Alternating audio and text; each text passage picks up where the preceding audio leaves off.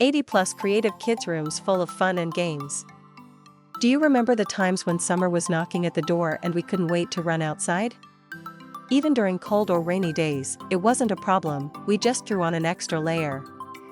Your parents had to drag you home after dark, often amidst loud protests.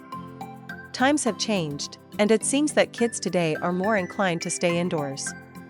Adapting to this trend, many parents are turning to various ideas to provide their children with dedicated play spaces inside. Not all of us are blessed with enough space to create a dedicated playroom, and these often occupy precious square footage in the house. However, it doesn't have to be just a room for kids.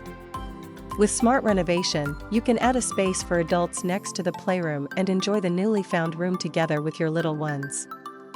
Here you will find some tips and ideas on how you can set up or remodel such a room. Let's take a look.